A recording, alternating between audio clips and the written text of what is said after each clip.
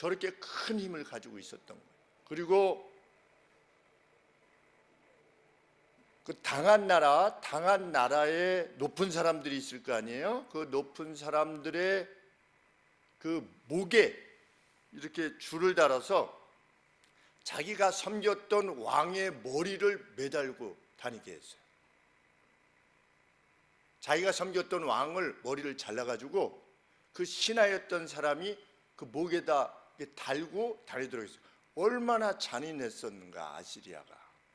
얼마나 무서웠겠는가 이런 생각을 하게 됩니다. 지면 그렇게 되는 거예요. 그리고 눈을 뽑았어요. 우리 성경에도 보면 바벨론에 사로잡혀갈 때 그 눈이 뽑힌 이야기가 나와요. 눈을 뽑고 코를 잘랐어요. 코를. 포로들의 코를 잘랐어요.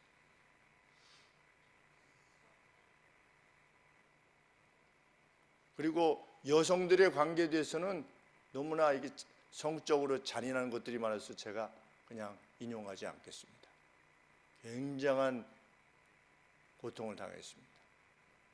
어떤 폭력 정도가 아니고 그것이 아시리아입니다. 그런데 아시리아가 쳐들어온 겁니다. 그 내용이 오늘 열왕기하 18장, 19장의 내용입니다.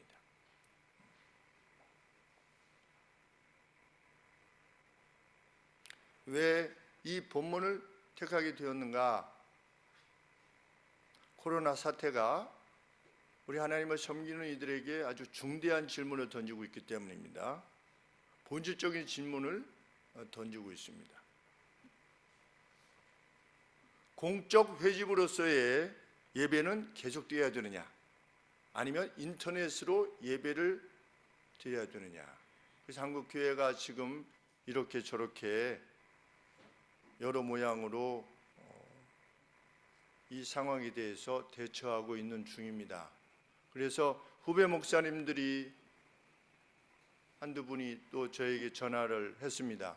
목사님은 어떻게 생각하십니까?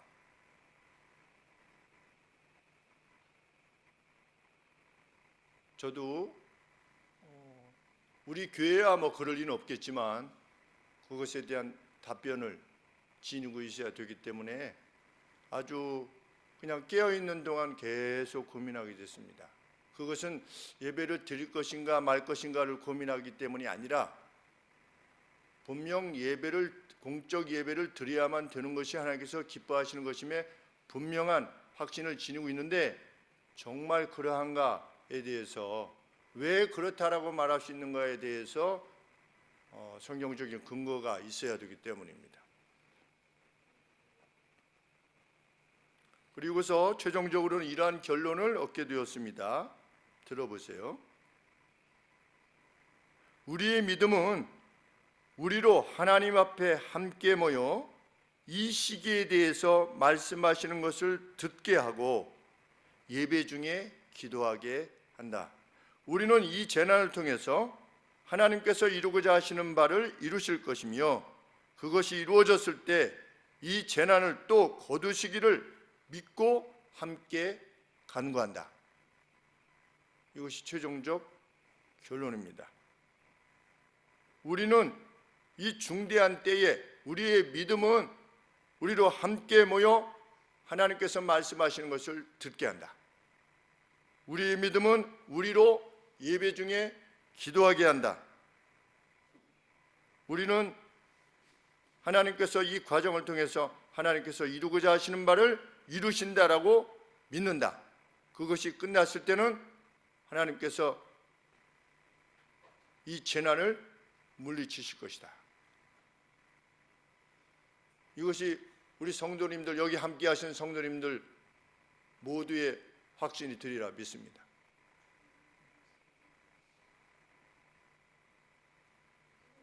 이러한 우리의 믿음에 대해서 세상은 무지몽매한 것이다, 이렇게 비웃을 수도 있겠습니다. 아니 지금 사태가 이런데 확산하지 못하게 이렇게 해야 되지 않느냐? 교회도 협조해야 되지 않느냐? 교회는 국민이 아니냐?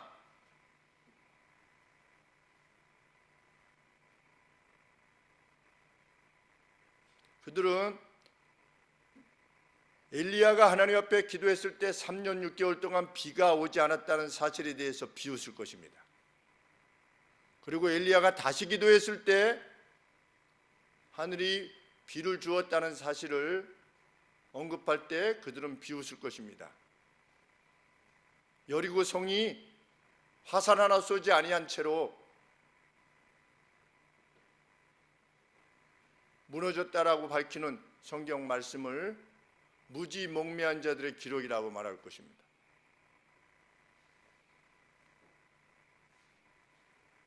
주전 701년에 이미 유다의 46곳을 점령하고 이제 마지막 남은 예루살렘을 공격하고자 했던 산헤드립도 히스기야 왕이 자신이 위협해서 말하여 보낸 편지를 하나님의 전에 가지고 들어가서 하나님 도와주십시오 라고 말했다는 소식을 들었을 때 산헤드립 역시 유다의 히스기야가 정말 무지몽매한 자구나, 내 능력에 대해서 내 권세에 대해서 저자는 듣지도 못했는가 라고 비웃었습니다.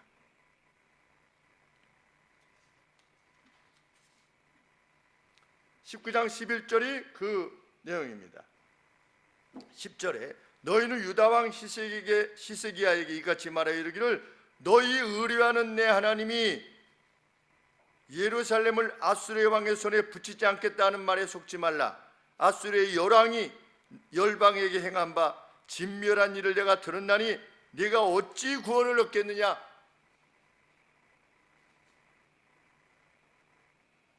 항복하라는 산헤드립의 최후 통첩에도 불구하고 그 통첩을 가지고 하나님의 전에 가서 하나님 앞에 펼쳐놓으면서 하나님 보십시오, 우리를 구원하소서, 하나님의 영광을 위하여 하나님의 이름을 모독하는 자들로부터 우리를 구하소서라고 했을 때 그 소식을 들었던 산헤드립이 히스기야와 유다 백성들을 멸시한 것입니다. 오늘 세상은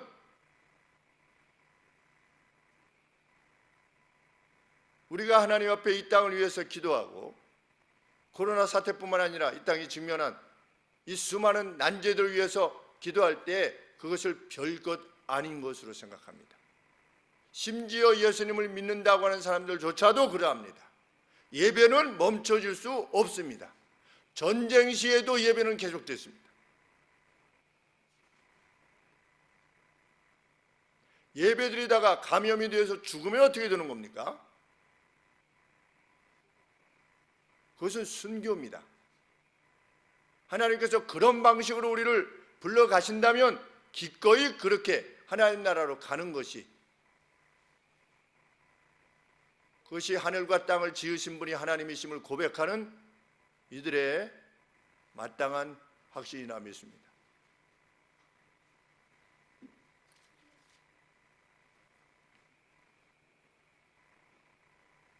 히스기야가 산헤드립이 보낸 편지를 가지고 하나님의 전에 들어갔던 것은 전쟁에 있어서 실로 엉뚱한 행위였습니다. 그것은 전략일 수 없습니다. 산헤드립이 보았을 때 그것은 절박한 바람의 표현일 수는 있지만 전쟁의 방식은 결코 될 수 없었습니다. 왜냐하면 다른 나라들도 자기 신들에게 그렇게 절했지만 다 자신이 멸망시켰기 때문입니다. 내가 무너뜨린 멸망시킨 나라들은 신이 없었느냐? 그들에게 신들에게 고함이 없었느냐? 그래도 내가 다 멸망시키지 않았느냐? 라고 산헤드립이 조롱했습니다. 그런데 히스기야는 무엇이라고 말하는 것입니까? 그들이 멸망했던 이유는 뭐냐? 18절 말씀에 19장 18절에 히스기야가 하나님 앞에 호소하며 17절 18절에 여호와여 아수르의 열왕이 왕들이 과연 많은 나라들과 그 땅을 황폐케 하였고 또 그들의 신들을 불에 던졌지만 그 이유는 그 우상들이 신이 아니요 사람의 손으로 지은 것 곧 나무와 돌뿐이므로 멸할 수 있었나이다. 그러나 당신은 누구십니까? 15절 말씀에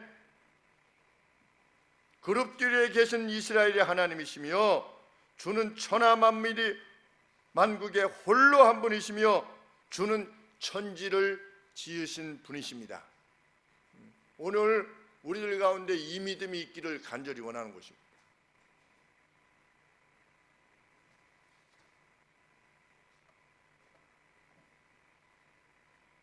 코로나 사태뿐 아니라 이 땅이 직면하고 있는 여러 가지 사태에 있어서 하나님 백성들이 함께 모여서 기도하는 것, 그 누구에게는 무지한 행태처럼 보일 것입니다. 히스기야는 무모했는가? 그렇지 않았습니다. 히스기야도 이 아시리아와 맞선다는 것이 무모하다는 것을 알았습니다. 그래서 몸값을 지불했습니다. 얼마의 몸값을 지불했느냐? 금 1톤을 지급했습니다. 그리고 은 10톤을 지불했습니다. 몸값을 지불하고, 그렇지만 그 금 1톤과 은 10톤을 받은 산헤드립이 여전히 항복을 요구했습니다. 그러자 비로소 어디로 들어간 겁니까? 비로소 하나님의 전에 들어간 겁니다. 야곱하고 비슷합니다.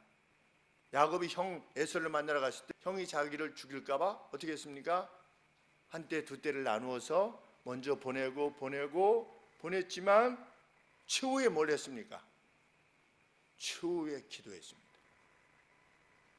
저는 야곱을 거짓말하는 사람이라고, 약삭 빠른 사람이라고 성경이 말하고 있지 않는데 왜 이 많은 목사들이 야곱을 그렇게 말하는지 도저히 이해가 안 됩니다. 야곱을 속이는 자라고 일컬었던 자는 에서였습니다. 하나님은 야곱에게 뭐라고 말씀하셨습니까?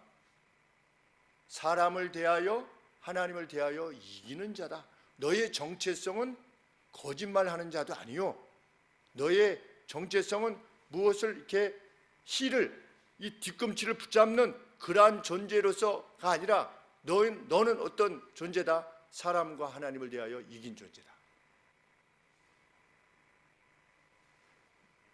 야곱도 무지몽매한 존재가 아니었습니다. 이렇게 하면 좀 나아질까? 형에게 선물을 보내면 좀 나아질까? 그 다음에 또 보내면 나아질까? 지혜를 구했습니다. 그게 왜 약삭 빠른 것입니까? 우리는 이 땅에 살 때 그렇지 않습니까? 우리는 달리 행합니까? 우리는 바로 가서 예수를 만납니까? 우리도 우리의 삶 속에서 이렇게 하면 상대의 마음이 좀 누그러질까? 또 저렇게 하면 누그러질까? 하면서도 제일 마지막에 본질적으로 하나님 옆에 기도하지 않습니까? 이렇게 하면 사업이 될까? 저렇게 하면 사업이 될까? 이 사람에게 좀 가보면 될까? 저 사람이 가보면 될까? 그렇게 구하면서도 제일 마지막에 뭐 하는가? 야복강의 나루터에 야곱과 같이 하나님 옆에 호소하는 거 아니겠습니까? 히스기야도 마찬가지였습니다. 왜 처음부터 하나님의 전에 나가지 않았는가? 오늘 그렇지 않습니까? 코로나 사태를 맞이하여서 하나님이 누가 이 코로나 사태를 잠재울 것인가? 누가 할 것인가? 하나님이 하실 것이라고 믿는 사람이 과연 믿는 이들 가운데 얼마나 있을 것이며, 함께 모여서 이 사태를 위하여 문제를 해결해 주시기 위하여서 구하는 이들이 과연 이 땅의 교회들 가운데 얼마나 될 것인가 생각해 보게 되는 것입니다.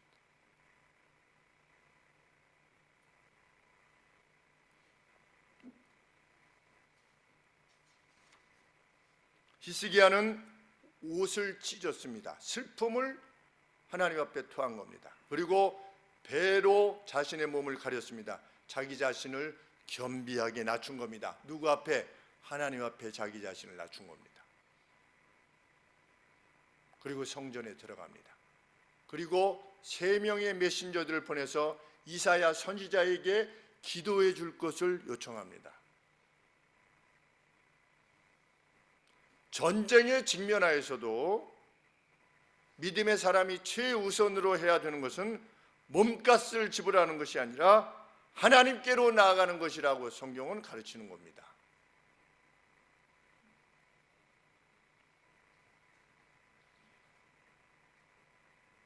바벨론 왕이, 느부갓네살 왕이 다니엘에게 명령했습니다. 무엇을 명령했습니까? 바벨론도 나라가 저렇게 크진 않았지만 큰 제국을 이루었습니다. 그 바벨론 왕이 무엇이라고 포고를 했습니까? 앞으로 한 달만 다른 신에게 기도하지 말아라. 한 달만. 오늘로 치면 무엇입니까? 네 번만 예배 드리지 말아라.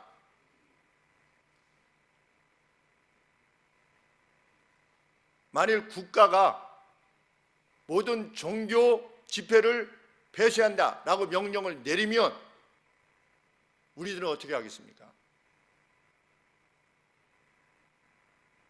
폐쇄 명령을 내리면 국가가 내린 것이니 우리는 따르겠다라고 따를 것입니까? 아니면 믿음의 사람들은 모여서 기도할 것입니까? 중국의 성도들, 중국 공산당이 모이기를 폐하였습니다. 교회를 폭파시킵니다. 법을 어기면 잡아가고 린치를 당합니다. 그리고 쫓겨납니다. 그럼에도 불구하고 중국의 지하교회 성도들은 주의를 포기하지 않았습니다. 생명을 걸고 주의를 지켰습니다.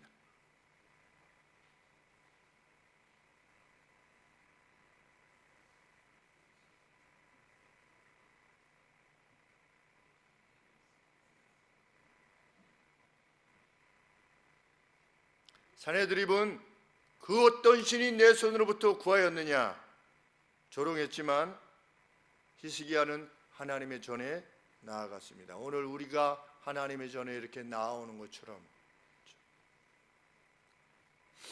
이사야 선지자에게 메신저들 보내서 기도를 부탁할 때 행했던 히스기야의 말은 아주 의미심장합니다. 무엇이라고 말하는가? 3절 말씀해 보시면 저희가 이사야에게 이르되 히스기야의 말을 전하는 거지요. 히스기야의 말씀이 오늘은 곤란과 책벌과 능욕의 날이라 아이가 임산하였으나 해산할 힘이 없도다.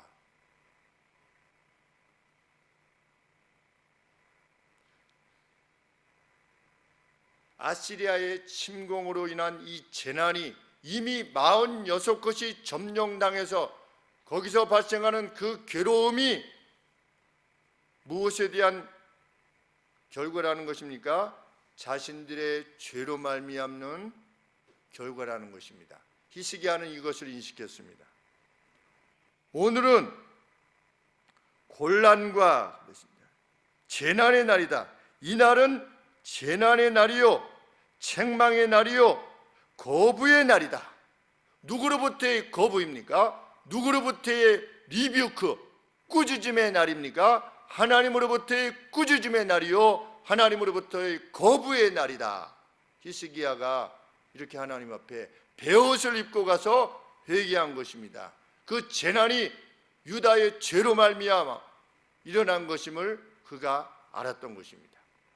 하나님 앞에 문제 해결을 위해서 나아갈 때 자신들의 죄를 먼저 회개하고자 했던 것입니다.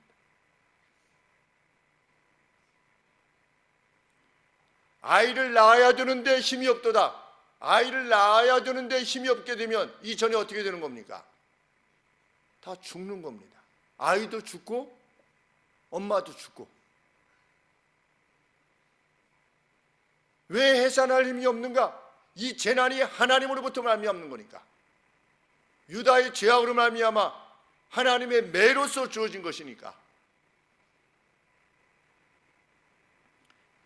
이사야 10장 5절 말씀에 보면 10장 11절에 의하면 아시리아는 유다 백성들의 죄를 징치하기 위한 하나님의 매였습니다. 그래서 히스기야가 그 재난에 직면하게 됐을 때 하나님 앞에 먼저 용서를 구한 겁니다. 베옷을 입고 나간 것입니다. 회개의 심령으로 나아가는 것입니다. 그리고 구원해 주시기를 구한 것입니다. 개인이나 교회나 가정이나 사회가 재난에 직면하게 됐을 때 무엇보다 먼저 인식해야 되는 것은 이것이 나의 죄 때문이라고 인식되어진다면 그 죄에 대한 회개를 먼저 이루어야만 되는 것입니다. 유다는 우상 숭배를 했습니다. 이스라엘만큼이나 북이스라엘만큼이나 우상 숭배를 행했습니다. 하나님은 수많은 선지자를 보내서 우상 숭배로부터 떠나라고 했지만 그들은 떠나지 않았습니다. 그래서 북이스라엘은 이미 멸망한 상태였습니다. 그럼에도 남유다가 여전히 우상 숭배를 행했던 것입니다.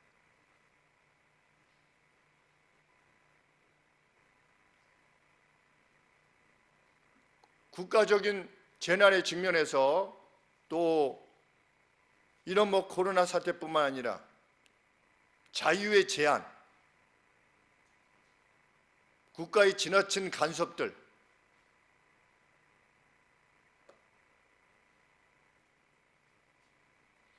토지 공유제를 시행하려는 이러한 시도들, 기독교의 패권을 재편하겠다라고 감히 말하는 이러한 사태들에 직면해서 우리가 실로 먼저 해야 될 것은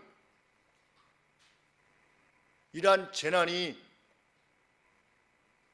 하나님의 백성이라 일컫는 이들, 우리 교회들, 그리고 우리 교회 내에 우리 각각이 하나님 앞에 아직도 버리고 있지 못하는 죄와 하나님의 말씀, 하나님의 명령에 따른 그 책임의 미이행으로 말미암아 하나님께서 우리에게 주신 것은 아닌가에 대해서 깊이 생각해 보아야 될 것입니다. 그저 바이러스에 걸려서 죽지 않기를 구하는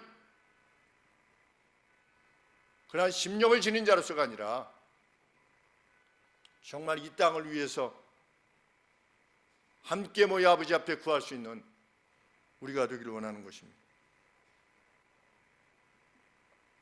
이미 교회들이 그 무엇을 결정하기 전에도 교회 예배드리는 수가 반절이나 줄었다라고 하는 소식을 듣습니다. 제 모교회도 우리 김진동 성도 추서가게 된 모교회도 돌아보니 많이 비어서 반절 이상이 예배 가운데 오지 않았다. 우리 믿음의 현실을 보여주는 것입니다. 교회가 결정하기 전에 이미 스스로 결정하는 것입니다.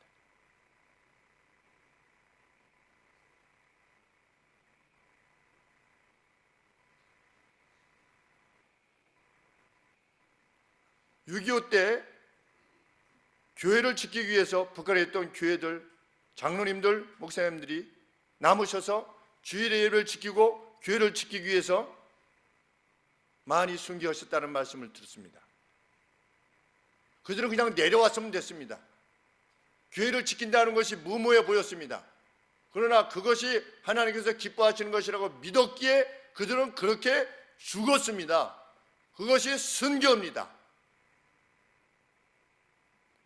하나님 나라와 교회를 위해서 죽는 길을 선택하는 것이 그것이 순교입니다. 어쩔 수 없이 죽는 것이 아니라 자원하여 죽는 것입니다. 순교란 그런 것입니다. 우리는 한 번 죽습니다. 한 번 죽을 때 가치 있게 죽기를 구하는 이들이 하나님의 사람인 줄 압니다. 그는 살아있는 내내 가치 있는 삶을 위해서 일생을 살고자 할 것입니다. 유약해 보이지만 강한 자로서 이 땅을 살 것입니다. 무엇에 있어서? 사랑에 있어서, 하나님의 명령을 준수함에 있어서 강하게 살려야 할 것입니다.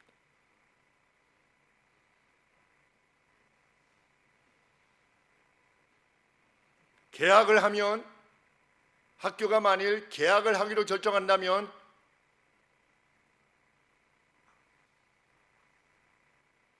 자기 자녀들을 학교에 보낼 것입니다. 더 많은 사람들이 모이는 학교가 개교하기로 결정한다면 보낼 것입니다.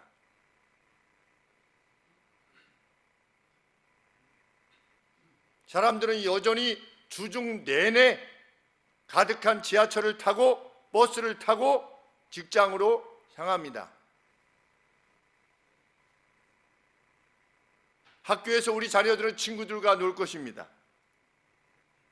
업무상 직장에서 만난 사람들과 우리는 대화할 것입니다. 그럼에도 문제의 근본적 해결자이신 하나님 앞에 나와 예배드리는 일주일에 한두 시간은 위험하다는 것입니다.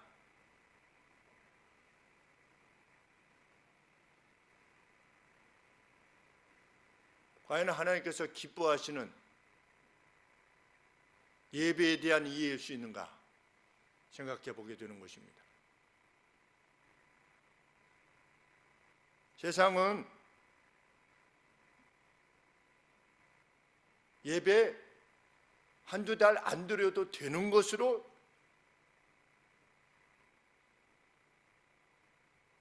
말하려 합니다. 예수님을 믿는 사람들조차도 예배가 무엇인가에 대한 본질적 가치를 준수하려 않습니다.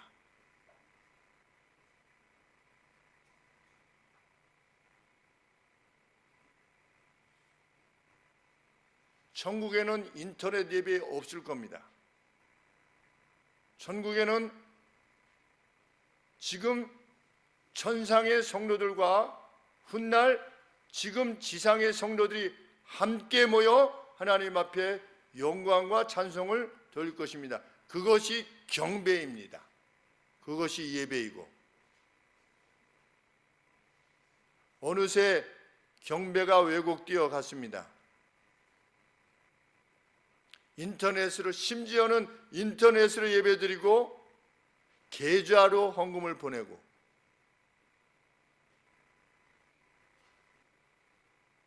그렇다면 평상시에 인터넷으로 그 어떤 말씀을 듣는 것을 예배라고 했던 기존의 교회의 모습은 어떤 것이 되겠습니까?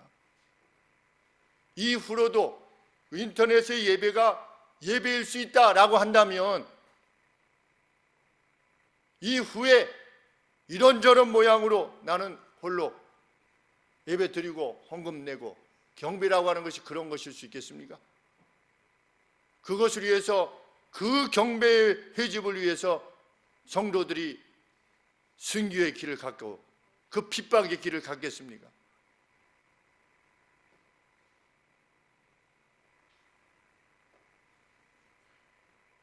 이미 한국 교회는 집사라는 이가 표를 의식해서 다른 종교의 상 앞에 무릎을 꿇고 경배의 표를 행해도 그 교회에서 권증을 하겠다는 말을 하지 못하는 교회가 되고 말았습니다. 공적으로 가서 그 어떤 행사에 집사라는 이가 가서 그 불상 앞에서 무릎을 꿇고 보부가는 자세로 그 상 앞에서 절을 해도 교회에서 권증을 행사하지 아니하는, 교회에서 책벌을 행하지 아니하는, 그를 출교시키지 아니하는 그런 교회가 됐습니다. 이미 한국 교회는 목사라는 자가 10년이 넘도록 여성도들을 괴롭혀서도 다시금 목회 활동을 할 수 있게끔 만드는, 그래서 왜 그런 이들을 면식시키지 않느냐라고 했을 때 그는 힘이 있어서 우리는 어쩔 수가 없다. 목사들 가운데 그의 동기들이 많아서 우리는 어떻게 할 수 없다 라고 하는 말을 들을 정도로 실로 타락한 것입니다.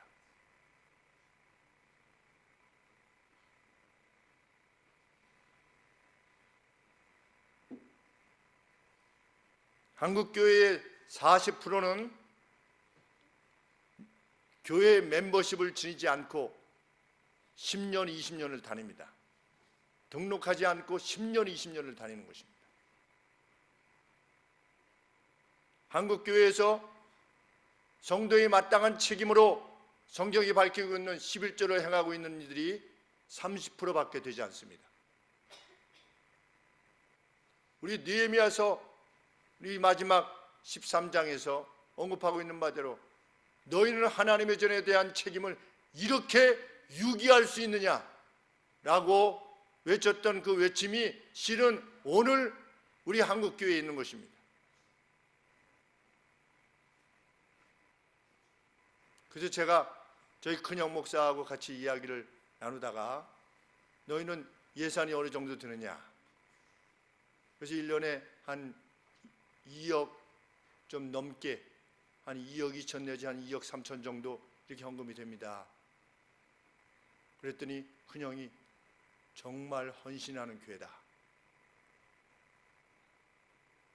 우리 작년 성도의 수가 우리 청년 성도를 이렇게 제외한다면 한 5, 60명 정도 되는데 목사님들이 교회들마다 재정 형편을 말할 때 한 사람당 한 달에 10만 원 꼴이랍니다.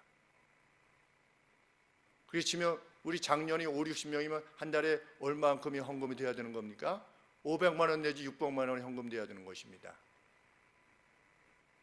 그런데도 불구하고 저희 교회 한 1,400 내지 1,500만 원이 헌금되는 것을 보면 참 힘을 다해서 행하고 있다는 사실을 알게 됩니다. 어떠한 방도로든지 그것은 하나님 앞에서의 책임입니다. 그러나 11조를 행하지 못하는 이들에게는 늘 써야만 되는 용도가 있는 것입니다. 늘 있습니다. 그는 적으나 많으나 용도가 있지요. 못하는 것입니다. 10년을 지나도 20년을 지나도 못하는 것이지요. 못하는 것이 아니라 안 하는 것입니다. 왜? 그것을 명하신 분이 천지를 만드셨다는 사실을 확신하지 못하기 때문입니다.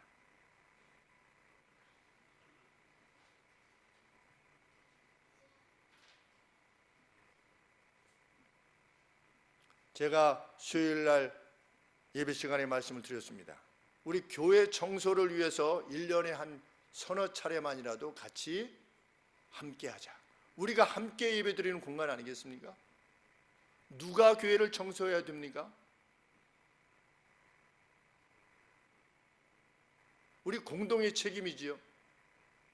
그래서 누군가 자원하도록 이렇게 하시지요 라고 해서 제가 써놓았습니다. 물론 토요일마다 오시는 분들은 거기에다 기록하지 않으신 줄 압니다.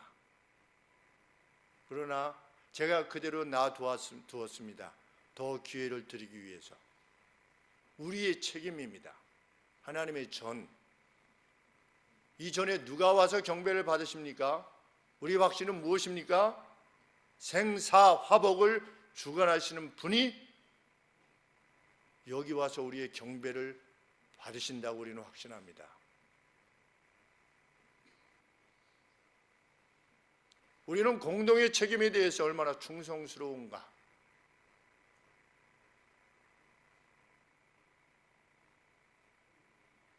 새벽 기도의 시간은 누가 지키고 있는가?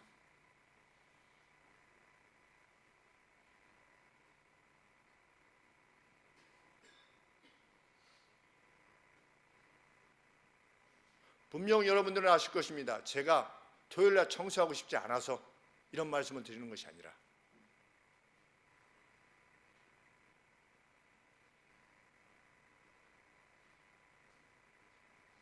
제가 말씀드렸지요. 1998년 방화동에서 처음 11평의 예배를 시작했을 때 어느 날 청소를 하는데 먼지가 나온 것을 기뻐했다. 누군가 왔다 가기 때문에 먼지가 나오는 거 아니겠습니까? 그래서 제가 그때 하나님 앞에 기도하기를, 하나님, 이 먼지 나는 것을 감격해 할 정도의 이 심령으로 제가 은퇴할 수 있게 해주십시오. 근데 지금의 심정, 그 심정입니다. 그 마음이 우리 교회 성도님들 모두의 것이 되기를 원하는 것입니다. 그때 하나님이 복을 주시는 것입니다. 하나님의 전능이 어떠한 것인가를 드러내시는 겁니다. 차든지 뜨겁든지 하라고 하시는 주님의 말씀은 책망을 목적해서가 아니라 제발 그 신적인 능력을 지닌 그 예수 그리스도를 만나라는 거죠. 삶 가운데, 자신의 삶 가운데 내가 만나줄 것이라는 것입니다. 18만 5천 명을 하룻밤에 성장으로 만드는 그 능력으로 내가 너희를 만날 것이다. 너희의 예배 가운데 만날 것이고 너희의 회개 가운데 만나줄 것이다. 하나님께서 무수한 선지자들을 보내서 이스라엘을 각성시키고 유다를 각성시키려고 했지만 그들은 돌아서지 않고 결국은 패망했습니다. 이스라엘과 유다가 패망했습니다. 그 안타까움을 지닌 채로 호소하는 것입니다. 이 김 목사도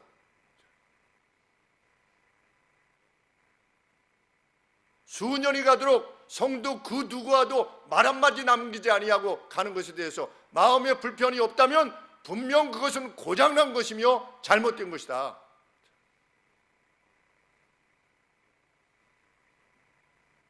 하나님은 우리의 애창 가운데 함께 하신다.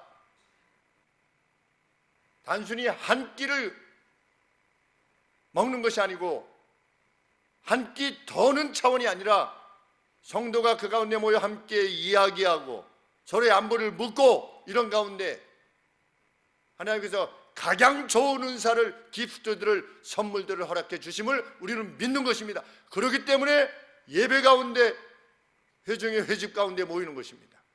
우리 주님이 약속하셨기 때문입니다. 교회에 그런 권세를 주시겠다고 약속했기 때문입니다. 하늘의 권세를 주겠다.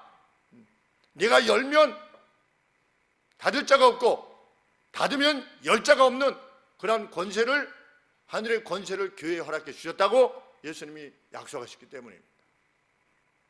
그것을 믿지 않는 사람은 그리스도인이 아닌 것입니다.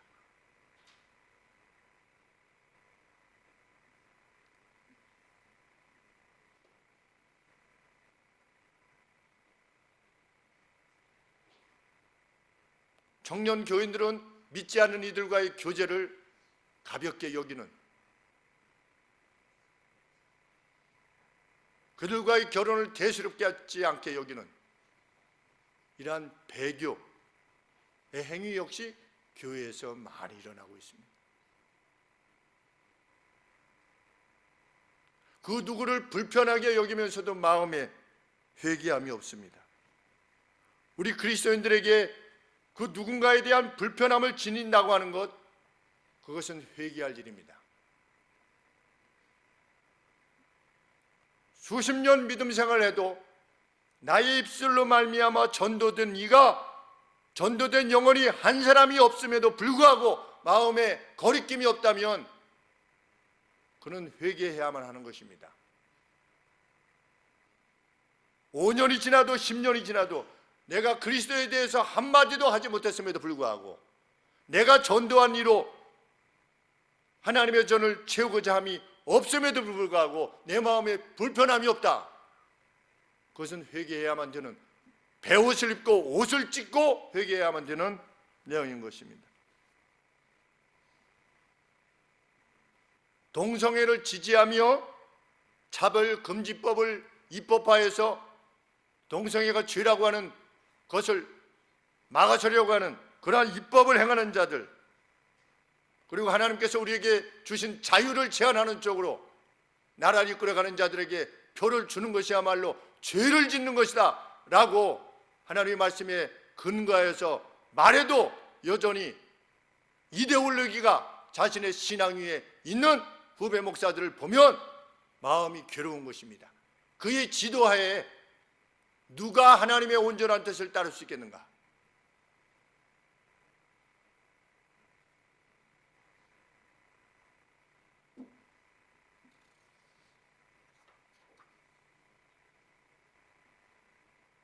히스기야는 그러한 죄를 가지고 하나님의 전에 나아갔습니다.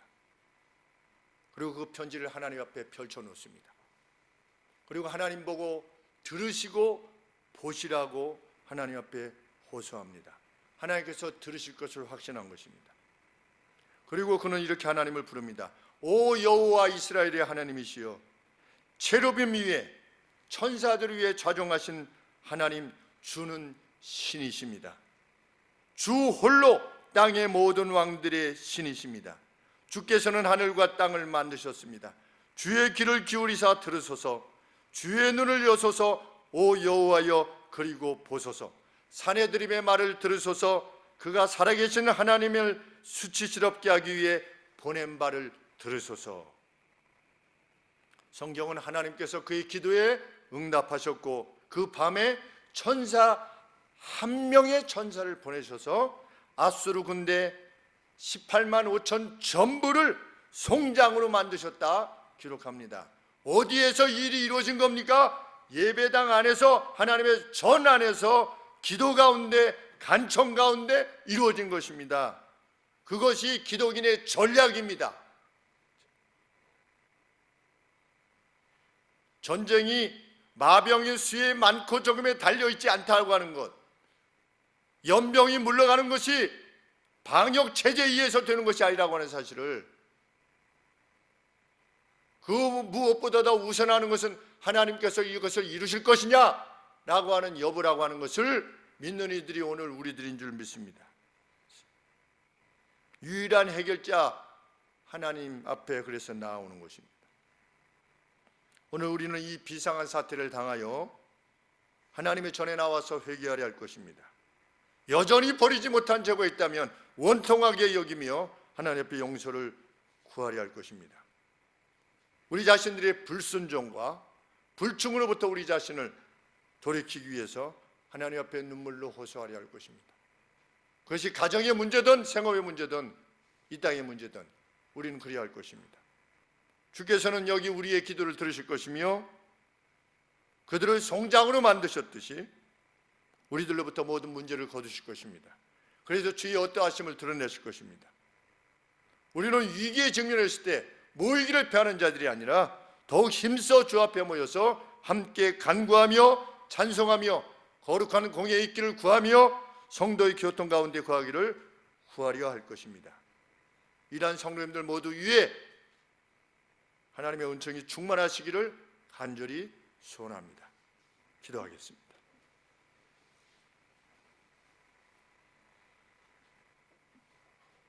생명의 주관자 되시는 하나님 아버지, 우리는 죽음을 두려워하지 않는 자로 이 땅을 살고 있습니다. 세상 사람들이 죽음의 공포에 대해서 얼마나 두려워하는지 우리 오늘 봅니다.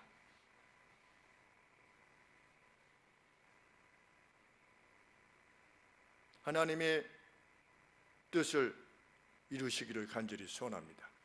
역사의 뒤편에 계신 하나님의 뜻과 그 행하심의 손길이 어떤 것인지 우리는 미련하여 알지 못합니다. 그러나 분명 주께서는 오늘도 선하신 뜻을 위하여 이 재난들을 허락해 주셨음을 저희들은 믿습니다. 하나님 앞에 간절히 나와 회개하는 심령으로 우리 자신들을 주 앞에 내어놓게 하여 주시기를 소원합니다. 하나님을 참으로 우리가 소중히 여겼는지, 모든 문제 해결자이심을 진실로 믿고 하나님 앞에 엎드렸는지, 그 하나님의 명령에 온전히 순종하며 기쁨으로 자원하여 충성하기를 구했는지,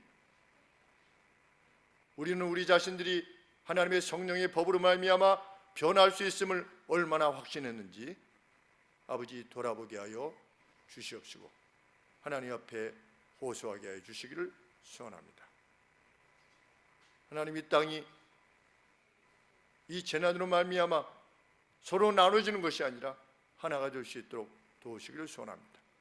불신으로 말미암아 서로 가까이 하기를 멀리하는 이 요란한 시기에도 여전히 하나님의 사람은 그 모두를 하나로 묶는 사랑의 사람으로서 행동할 수 있도록 도와주시옵소서. 우리 주 예수 그리스도 이름으로 간절히 기도합니다. 아멘.